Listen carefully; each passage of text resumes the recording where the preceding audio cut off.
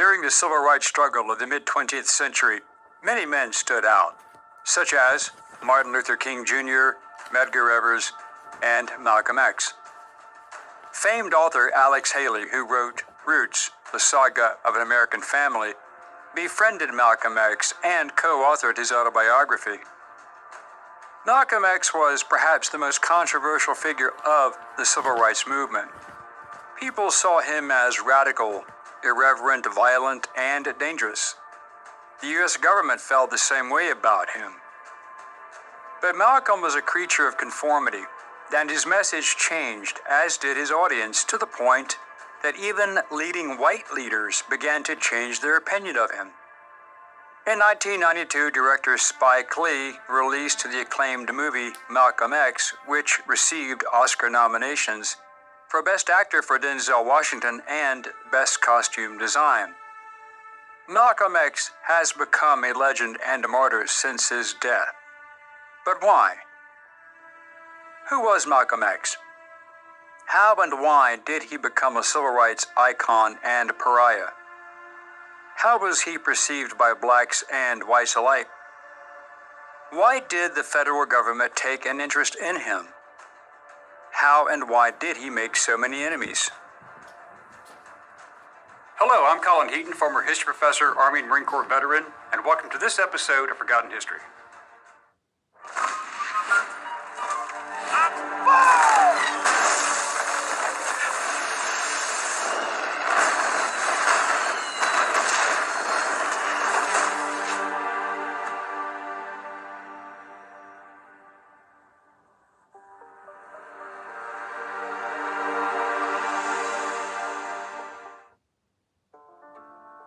Malcolm X was born Malcolm Little on May 19, 1925 in Omaha, Nebraska. His father, the Reverend Earl Little, was a Baptist minister and had been an active supporter of black nationalist leader Marcus Garvey. His mother, Louise, was Earl's second marriage, and he was the national recording secretary for the Marcus Garvey movement, which commanded millions of followers in the 1920s and 30s. The family moved to Lansing, Michigan when Malcolm was an infant, where he grew up.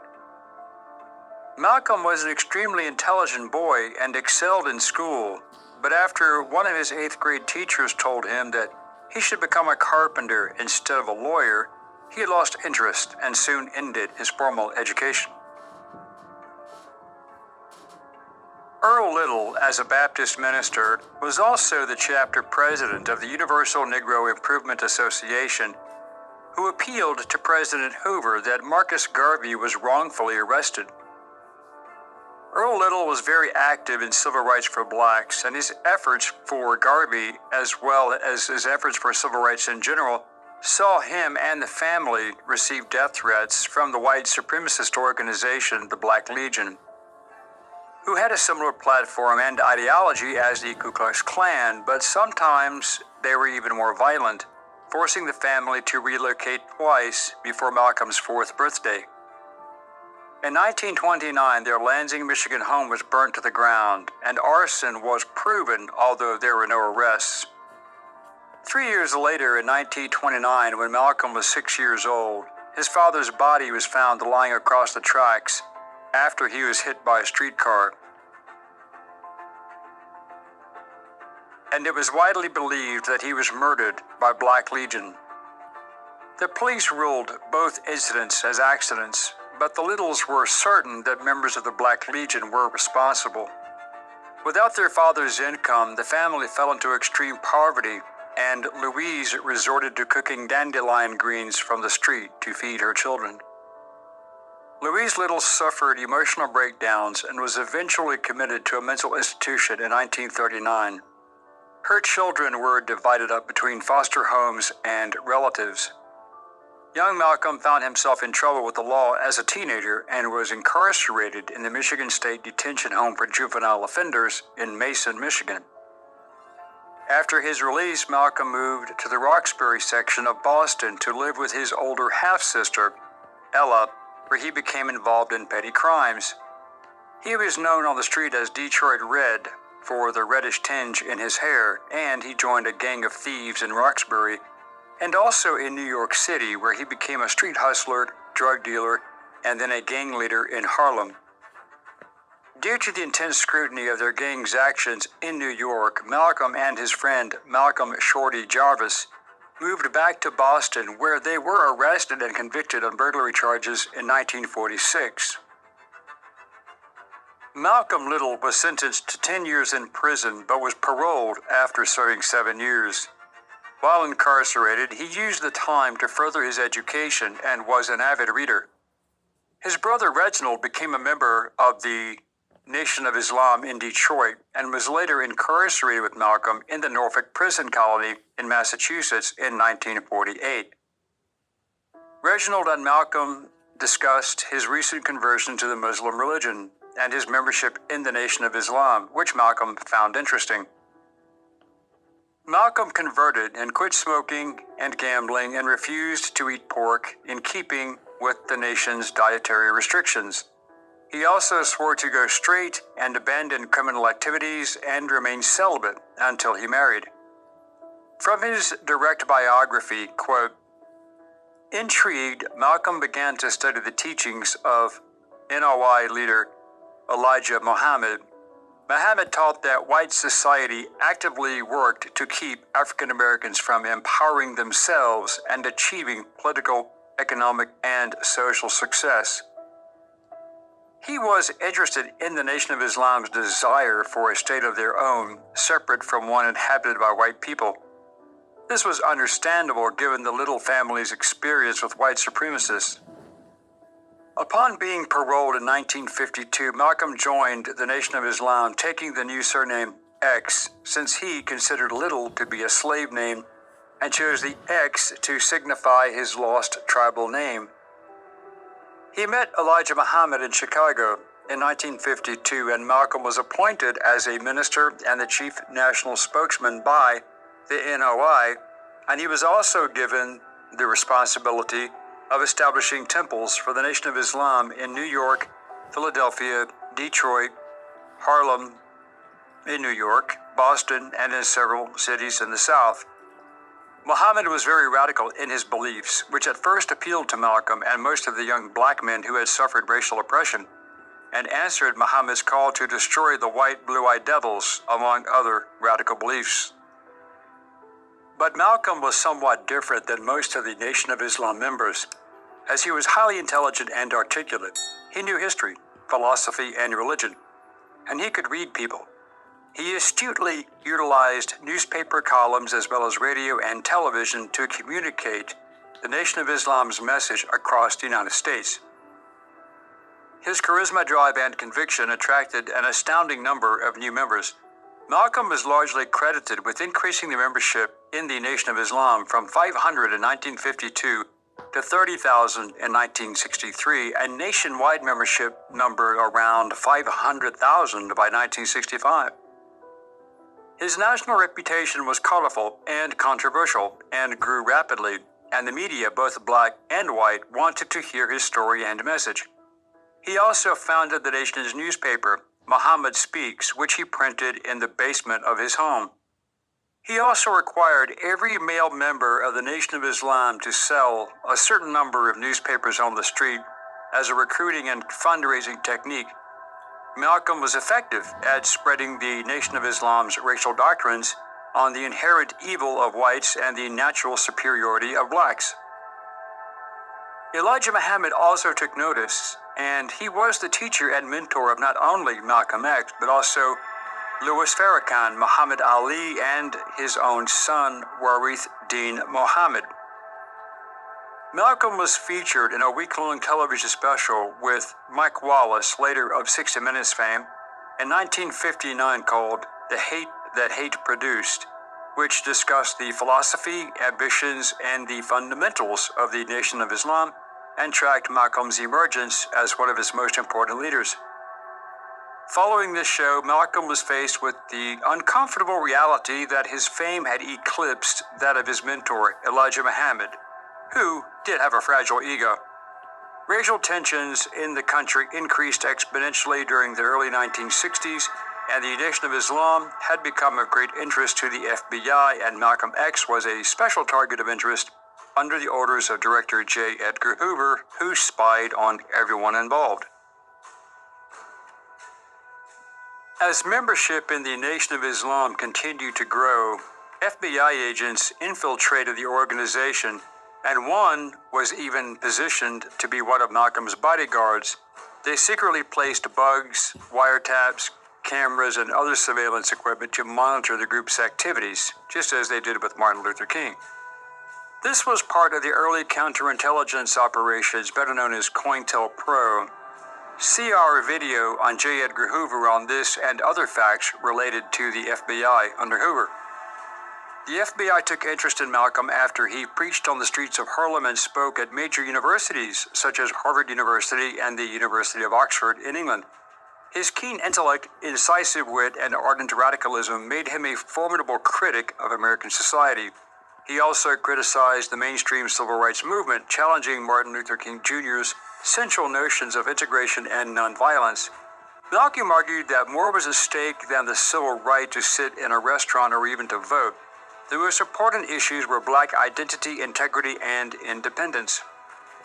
Malcolm was apparently living what he preached, and his sincerity in his faith was a major attraction which brought most of the new members. Malcolm had strictly adhered to the teachings of the Prophet Muhammad, which included remaining celibate until his marriage to Betty Shabazz in 1958. However, in 1963, he learned that the Nation of Islam leader, Elijah Muhammad, the man he saw almost as a surrogate father figure, despite being married, was secretly having relations with as many as 6 women in the Nation of Islam, which produced illegitimate children, most of these women working within the organization proper, and a couple were his secretaries. Elijah Muhammad wanted Malcolm's help, along with Louis Farrakhan, to help cover up the affairs and the subsequent children. Malcolm was deeply hurt by the deception of Muhammad, whom he had considered a living prophet. Farrakhan was compliant and agreed to help. Malcolm also felt guilty about the masses he had led to join the Nation of Islam, which he now felt was a fraudulent organization built on too many lies to ignore. Malcolm refused to help Muhammad, considering him a false prophet, and even denounced Muhammad and the Nation of Islam. Again, from his biography, shortly after his shocking discovery, Malcolm received criticism for a comment he made regarding the assassination of President John F. Kennedy, saying that he, Kennedy, never foresaw that the chickens would come home to roost so soon. After that statement, Elijah Muhammad silenced Malcolm for 90 days. Malcolm, however, suspected he was silenced for another reason. In March 1964, Malcolm terminated his relationship with the Nation of Islam. Unable to look past Muhammad's deception, Malcolm decided to found his own religious organization, the Muslim Mosque Incorporated. It was also during this time that Malcolm X helped to change the terms used to refer to African Americans, from Negro and colored to Black and Afro-American. But after he started his new organization, Malcolm went on a pilgrimage to Mecca, Saudi Arabia, called the Hajj, which proved life-altering because for the first time, Malcolm shared his thoughts and beliefs with different cultures and found the response to be overwhelmingly positive. That was when he experienced a second conversion and embraced Sunni Islam, adopting the Muslim name Al-Hajj Malik al-Shabazz. When he returned, Malcolm said he had met blonde-haired, blue-eyed men I could call my brothers. He returned to the United States with a new outlook on integration and a hope for the future. This time when Malcolm spoke, instead of just preaching to African Americans with hate and vitriol towards whites, he had a message for all races. He preached a new message for Black Americans to move from civil rights to human rights. Malcolm's new message of forgiveness and unity began to endear him to the more moderate Black and white Christian leaders, including the Reverend Billy Graham. While Muhammad and his new disciple Louis Farrakhan preached death to whites and Jews, Malcolm rejected their teachings, appearing more Christian in his platform than some radical Muslim. His messages were powerful, and they were reaching out to a much wider and more receptive audience where he embraced whites, Christians, and Jews as all being the children of God and all being the descendants of Abraham, which rapidly marginalized him from Elijah Muhammad, Louis Farrakhan, and the Nation of Islam. After Malcolm resigned his position within the Nation of Islam and renounced Elijah Muhammad, relations between the two had become increasingly volatile. FBI informants working undercover within the Nation of Islam warned officials that Malcolm had been marked for assassination. One undercover officer had been ordered to help plant a bomb in Malcolm's car.